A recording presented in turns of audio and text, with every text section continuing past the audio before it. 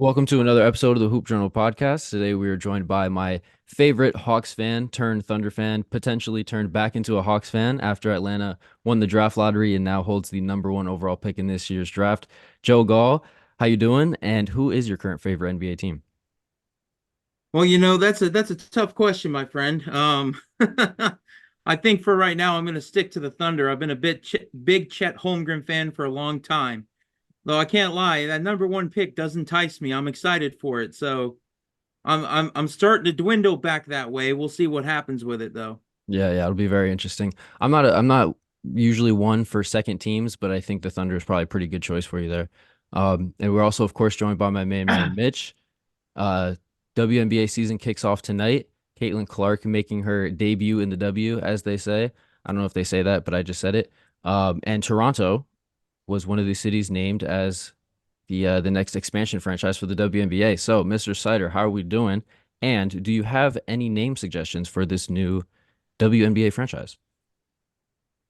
First of all, Caitlin Clark, you can get it anytime, any day. You Oh, hit my line and I'll be okay. there. Anybody who could pull me out of her would be crowned King Arthur. Just gonna put that there. All right. Okay. Secondly, in terms of names, it's got to be something like kind of like ferocious, I feel, Yeah, because I'm thinking some sort of play on the Raptors, right? yeah, so Probably you not could Lady Raptors do though, but something I don't know. I didn't do much dinosaur research before the pod, so I'm the not really sure Lady what you would go with. Raptors. No, I'm saying don't go with that, but something playing off of Raptors. Well, I'm a big Power Rangers fan, so I think the Pterodactyls is just fine. You know what I'm saying? Pterodactyls are good. What I think, because there's so many beautiful women in Toronto, the long necks, you know, throat goats, long necks. I think that would be one of the best names they could put out Oh there. boy. Um, correct me if I'm wrong, but because it is an expansion team, what are the rules of a WNBA expansion draft? Is it the same top protected players? That's Is a, it, that's a very good you know, question. could we see the legendary Sue Bird come out of retirement and lace up for the Raptors for just the she just puts it up there for the boys, I just one think last. Candace Parker just retired too. Maybe she'll make a comeback. I'm not sure exactly how it works. WNBA rosters are weird because I know that first of all, they have 3 rounds for the draft, so they have 36 draft picks, and only 13 of them actually made the roster this year. Which is confusing to me. This is exactly why I don't know if it'd be like the top eight, Hmm. or they would do like, you know, here's some free agents, fucking here's some like Yeah, just a random mismatch of people. random players. Yeah, I'm not really sure how it works. I guess we'll find out soon enough. But to switch back over to the men's side of professional American hoops, yeah, Atlanta won the draft lottery and is set up pretty nicely here. They had, if I'm not mistaken, they had the lowest odds, right? They were the 14th team in the lottery. Oh yeah, 10th lowest odds. Atlanta jumped 9 spots, and as a Raptors fan, Yeah, tough. Yeah, Raptors I jumped don't back to think eight. I don't think anybody Is that a wire deserved. around your neck as the Raptors Yeah, jump I back to eight and will convey their kill pick to San myself. Antonio? I will kill myself for Um, a draft that's not, guaranteed.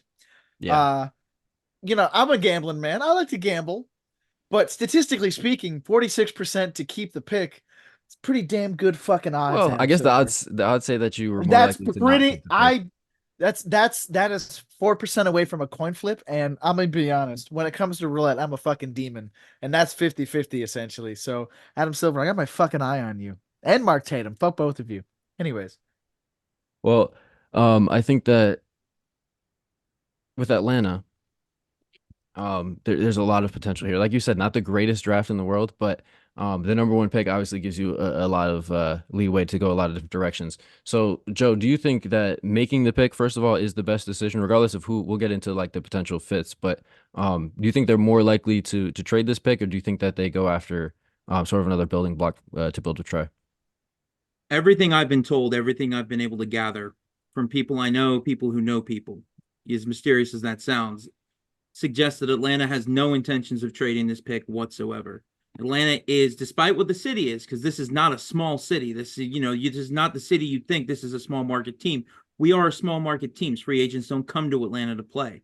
The biggest signing we've had ever was Joe Johnson for, at the time, a record setting contract. So Atlanta is more likely to keep this pick than anything else. As far as I can tell, they have no plans to move it unless a deal comes across the board that would shift the momentum in their favor to win now. And I'm not saying this is the deal, but we're talking a Kevin Durant level trade. Yeah, like Okay. Jakob Yeah, Pertl and Gary Trent Jr. Yeah, that let's gets it done. let's just take that right off the table. Yeah, this is not a draft where the number one pick lands you even like an aged Kevin Durant here. So No, yeah, they're exactly. probably they're best off I think keeping this pick. The number one name that I think we're hearing for the best fit is going to be Alex Sarr, the big man from France. Um, do you think that is the best fit? I don't know how much draft research you've done to this point, but how do you feel about that potential fit? I like the fit. I don't love the fit, but I don't love the fit with anyone in this draft. You know, Mhm. if you'd asked me this question in, I don't know, October or something, I'd tell you someone like Isaiah Collier would be my sort of ideal pick. Hmm. Two-way guard, big Drew Holiday type potential. Unfortunately, just due to his year this year in college and what he's shown, and just there's something about it that just obviously He's he's fallen fallen all to the way down, 19, baby. That's how all the far way down. Now Collier. I I think think he he'll might fall. still I don't. go Yeah, top I think he 15. might fall further than that. I don't know. The whole USC team really, their stock It's crashed. it's not a good look. It's a terrible look, as a matter of fact. You know, Alex Sarr would be the ideal pick. He has probably the highest ceiling of anyone in this draft, in my opinion. Alex Sarr, I agree with you, Joe. But you think Collier, like, I know he shit the bed a lot, like a lot. You think he really falls down farther than like 19 at the round? Like if he's available at 19, I feel like Toronto's gonna fucking scoop that boy up. Yeah, Kinder man. egg surprise, man. Yes, Let's sir. Yes. go. This is a special only for the people watching on YouTube. I forget where do these come from? Those The little. Kinder eggs. Yes, the Kinder eggs, Kinder They're eggs. yeah. they're Yes. Kinder eggs. I got the Philly, whatever the fuck, the dog of Philly. Something. Yeah, I got Clippers and Bucks, the two most disappointing teams in the league. Um. Anyway, back to for the audio only people. Um. I think Sarr is a really good fit for Atlanta, just like archetype wise. They definitely could use sort of like a younger, fresher leg Clint Capella, with maybe some more upside. Um, but with my limited research that I've done on the draft and on Alex Sarr in particular, I am a little bit worried about him, especially as a number one pick. Like when I watch him play, I see, and I hope this sort of analogy gets across, but I see a lot of like the mold of like Evan Mobley, DeAndre Ayton, Jaren Jackson Jr. type of big, as opposed to like say, dare I say, like a Kevin Garnett type of guy. Like he just feels a little bit soft to me as a 7'1", supposed to be shot blocker, rim runner type of player. He Doesn't really. lacks size too. There's a big size deficiency there. You know, Yeah, he is as far as I've been 7'1", able but to not tell, like his the biggest combine guy. weight's 216 pounds, 220 pounds, something like Mhm. that. And for a guy who's 7'1" Actually, with his I was gonna wingspan, say, Mr. Sherman, you say 7'1". Go check his combine height, good sir. Oh, It's not 7'1". He that's he so. sits at 6'11" and 3/4, my brother. Wow. That Okay. that is not a true 7-footer. I was gonna say he projects to be the Kevin Garnett of Jonathan Isaacs.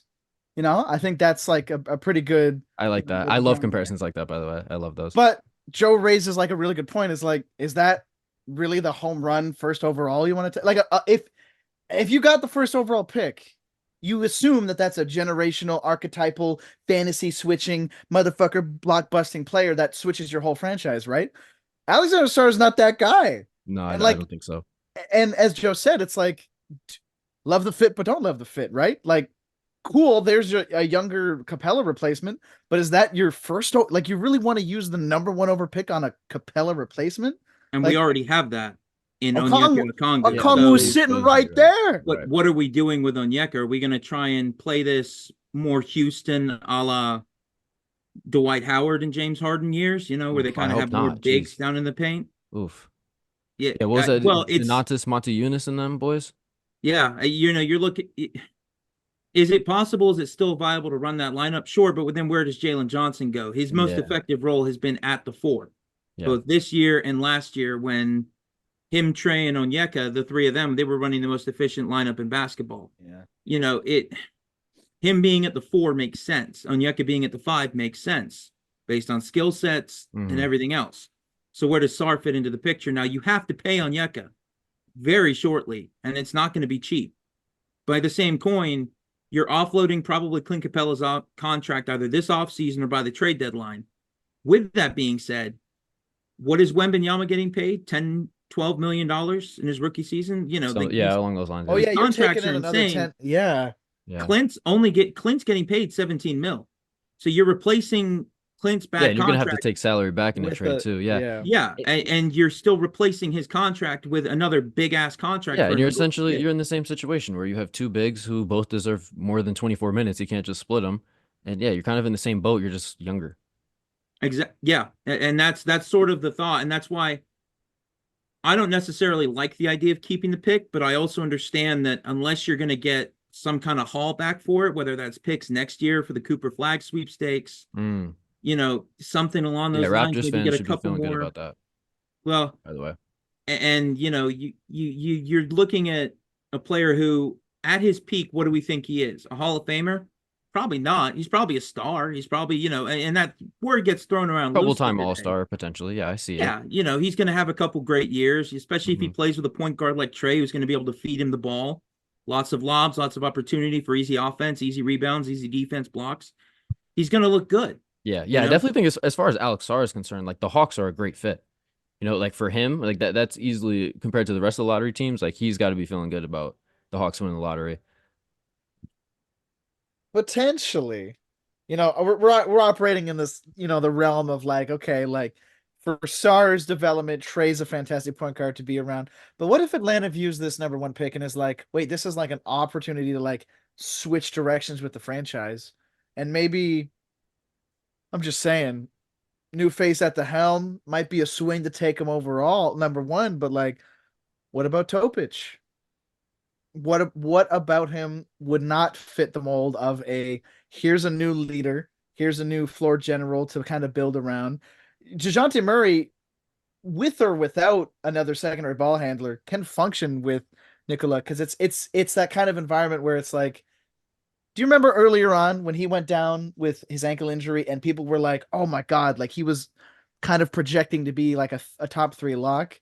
And then it Mhm. comes out that he's like avoided all significant injury and he's going to be completely fine. I think now more than ever, if you're in an uncertain spot and you're like, I've got a top three pick, and you're like, man, I don't really know like what like space like because if you're Charlotte, does that make sense? Like, if I'm being completely honest, if you're I don't know, like all these teams that are like picking within the 1 to 4, it's like take a swing. Like Yeah, fucking yeah. if No, you're I Atlanta, agree with try you. I to think knock that pick out of the park. And then 3 mhm. years from now, don't look at like, oh, Alexander Sarr could have been a really cool two-way guy or just a Yeah. really good paint presence. When instead I have a generational like lead guard who is super crafty and can open up the ceiling of my offense. I mean, Yeah, I definitely see the vision there for taking the swing because you have the number one pick. But if you take Topic, then like the Trey rumors start to really heat up even more. Like that's definitely not a fit. So you're definitely like committing to a new direction if you go picking Topic. What do you think about that idea though, Galt? Are you open whatsoever to moving on from Trey at this point? I'm open to it, but only in the right. There's a lot that's been said about Trey Young. There's a lot that's been going to be said about Trey Young. These aren't rumors that are going to die down anytime soon. I will say from an objective standpoint, last season he did not help himself in the slightest. Now, what I will say is in his time in Atlanta, he is well liked, loved by the front office, well liked by his teammates, and with the exception of Quinn Snyder, his coaches have been able to really sort of help him unlock his offensive potential a little bit. The question is, what is his true ceiling? We've seen flashes of this type of player or that type of player. Now, obviously, the concerns are defensively. How do you build around that? Now, he has improved tremendously defensively. Now, he's never going to be the best guard, point of yeah. attack defender in the NBA, but he has gone from being the absolute worst defender in the NBA to a serviceable team defender. And that's really what his ceiling always was going to be. So he's sort of going in the right direction there.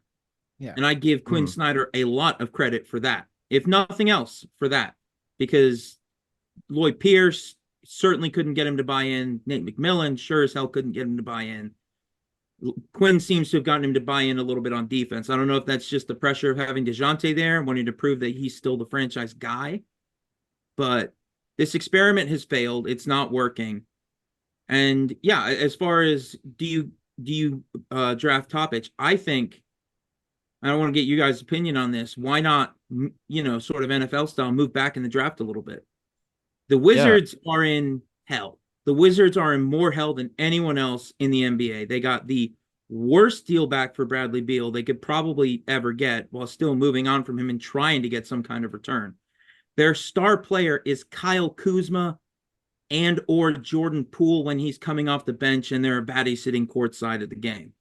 You know, you can't build a franchise around that. I like Denny Avdija, but he's not You're not not your building around franchise him. guy. Yeah. So why not see if the Wizards will take that call? Say, hey, look, we're interested in going back. Maybe we don't necessarily need the number 1 pick.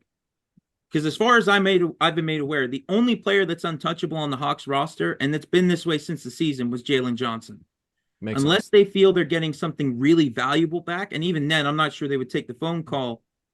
Jalen Johnson was the steal of his draft, in my opinion, picked 20th overall, when before that college season at Duke, he was touted to be a top 5 prospect. I was gonna say I made a mock draft of that draft saying when the Raptors were like getting the top 4 pick, I was like, there's this a guy that potentially could be a ridiculous riser. And Exactly my point too, right? Like, so like what if you could like, because Washington's a dumbass franchise. What if you could like squeeze Corey Kispert and number 2 from him, and then you're like, here, man, take number 1, do it with whatever the fuck you want. We just got another young guy who's going to be a good floor spacer for us, and we move back and making our options a little more clear. Like, I feel like Wizards are desperate enough for talent and stability that they would definitely be like, okay, here, number 1, that'll solve our problems. And it's no, it won't. Yeah, there definitely is some short-term gratification for a franchise like that to have the number 1 pick as opposed to number 2. Like it kind of just looks better. You can sell it to your fans a little bit easier. I could see the Wizards biting on that for sure. I don't really think like the other teams in the top 5, like the Rockets probably are not trying to move up. Like they don't necessarily like they definitely don't need Alex Sarr. And I don't really see them move. The Spurs are probably fine at 4. Maybe like the Pistons picking 5 3 years in a row. Can we just talk about that for a second, by the way? Funny as hell. Fuck that That's- poverty-ridden That's franchise. incredible stuff. Just that's the ghost of absolute Isaiah cinema, dare I Thomas say. right there.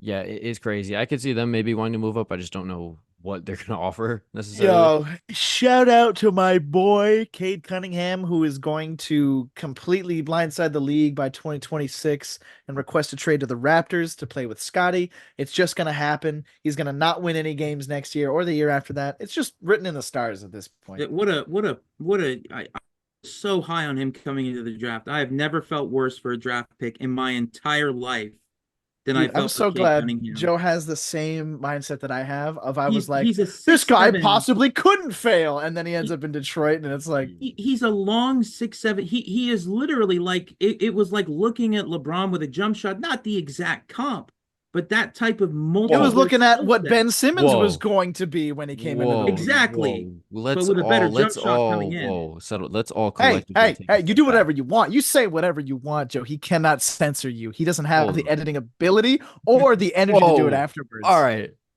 First and foremost, Cade is not no 6'7". I don't know where we got that from. Listen, Simmons is listen, also like listen. 6'10". I can't help what the internet tells you, man. Listen, in shoes, give my man credit. He wears them big ass shoes. Let him wear his big ass shoes. Look, I think Cade has a lot of potential. I really can't have shit in Detroit, you know. It just is what it is. You can't. But there's another team we haven't talked about that could be interested in moving up with some young talent, and it would actually The help. Toronto Raptors. Well, I Always mean, finds a way. Who is it, Go? I said teams I meant teams in the top 14. Sorry, but The Charlotte Hornets. Charlotte Hornets, not well unless you're doing like a sign-in trade to get Miles Bridges on the team, which I wouldn't hate. Yes. Get Miles over What about there. Portland? Portland is another team that's just absolute freaking agony right now. I mean, where do they That's even go? interesting. What do you even do with that roster? There's I have not no much you idea. can do. The Jeremy I Grant have- thing, the Jeremy hold Grant thing on. combined with not trading Malcolm Brogdon is such a disaster. It's absolutely horrific. And that's a team with some capital, maybe some young players, maybe they want to distribute. I'm more imagining the framework of something like a 3-team trade that lands Washington, that number 1 pick they're going to want, moves Portland up to 2. The Hawks can move all the way back to 7. The Hawks, and in that net, this is if you're keeping Trae Young, by the way. This is if you're planning on keeping Trae. Right. And planning on maybe just drafting somebody you can kind of keep on the bench, play behind Onyeka, someone like Klingon, if he falls down to 7 or something like that, which I think he probably will. But yeah, I think that's a good pick at 7.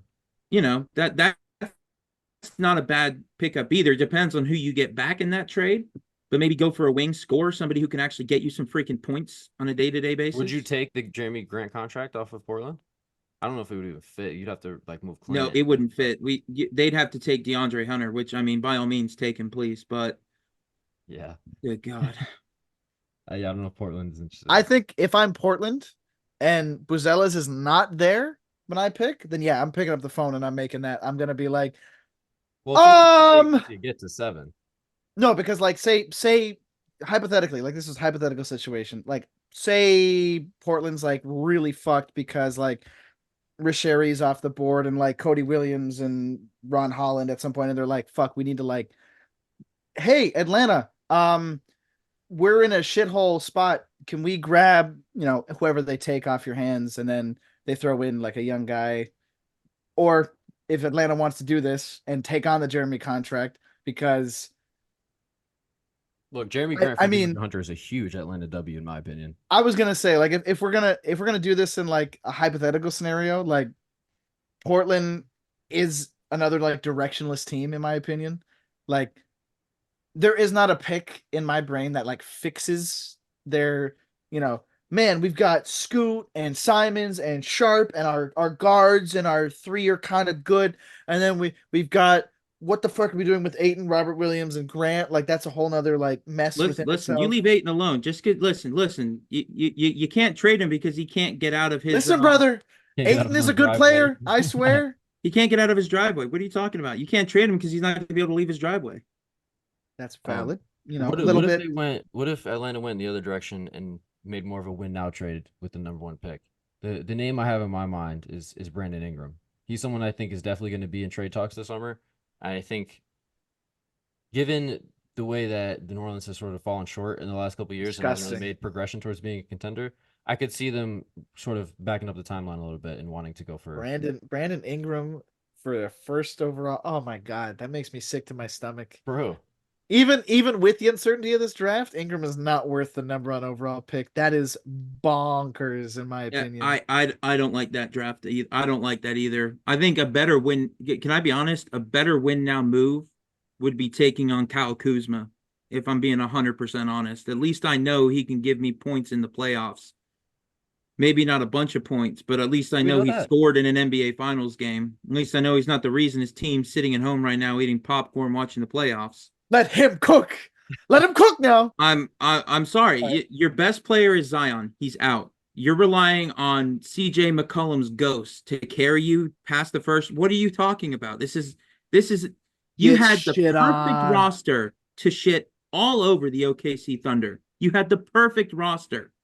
You had Valanciunas, who was bullying Chet something absolutely fierce.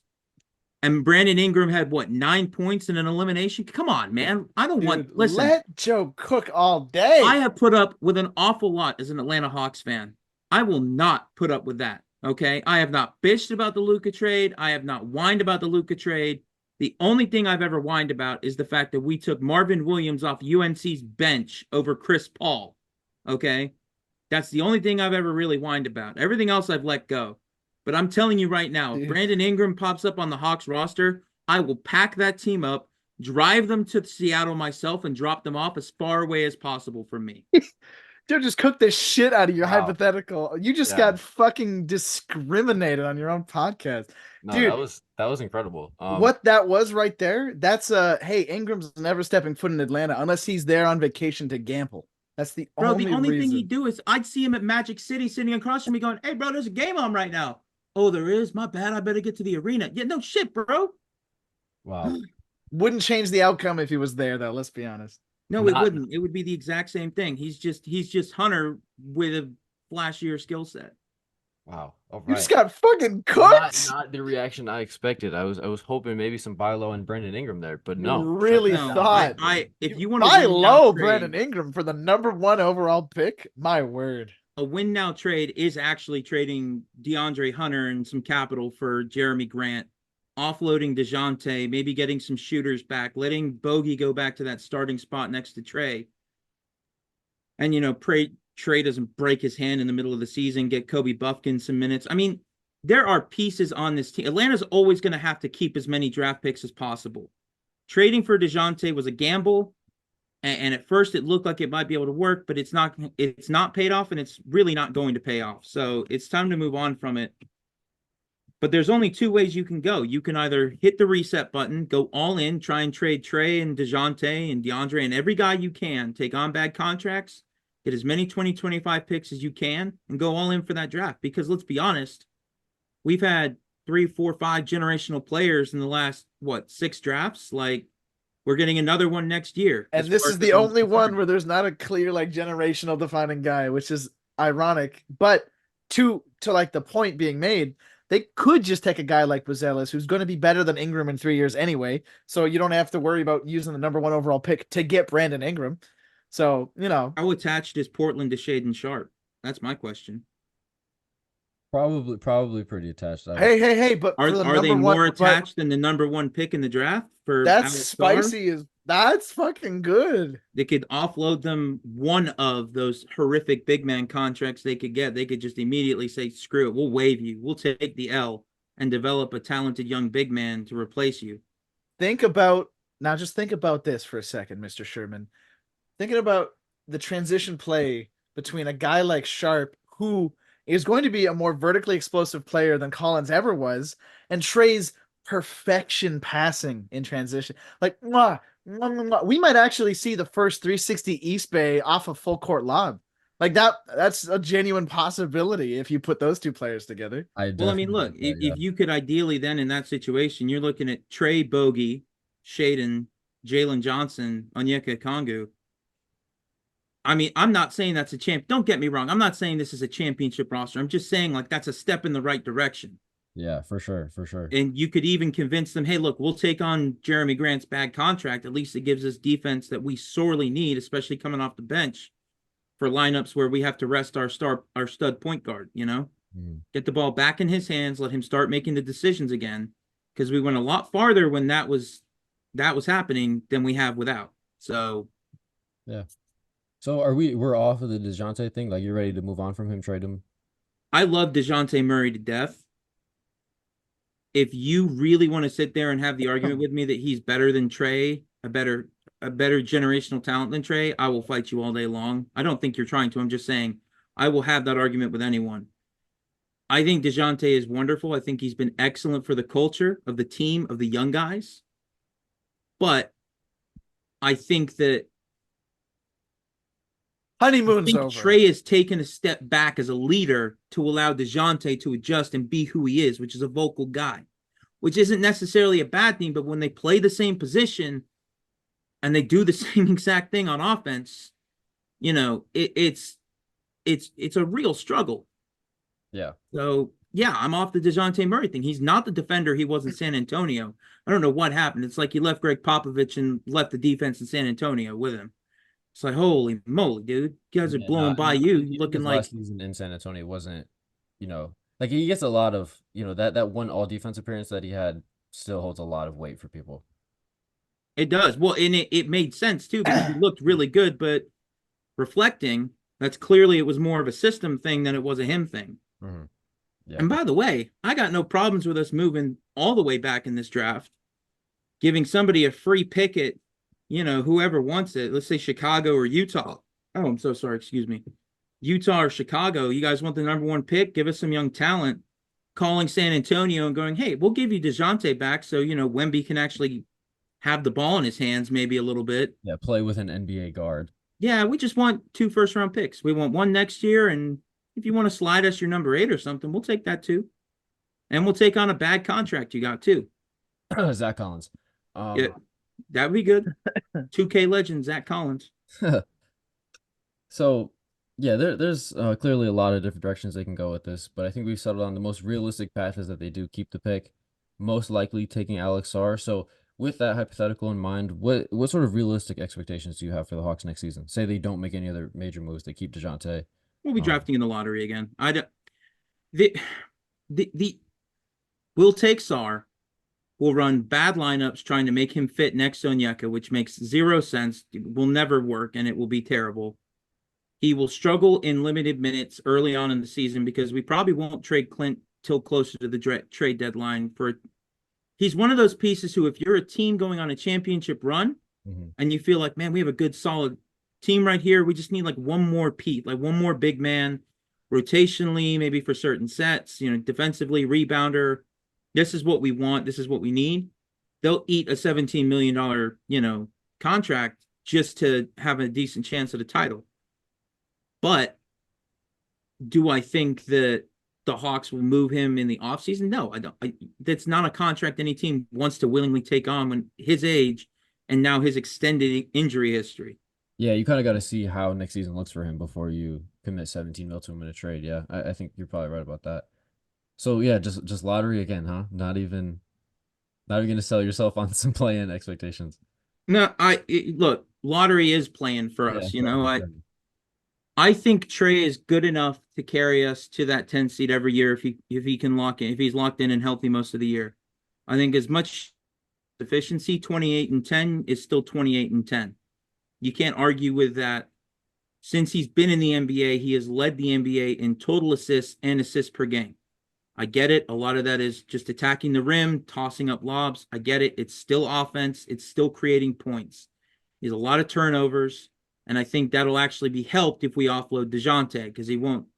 If you watch them play together, it's awkward. They're deferring to each other at the worst moments. You're like, why did you just take control Yeah, of it, the it play? kind of it reminds me a lot of Own like it. remember when Kyrie first got to the Mavs and it was kind of awkward. They kept deferring to each other. It's like that, except just like way less enjoyable to watch. Well, and DeJounte Murray is neither Kyrie Irving nor is he Luka Doncic.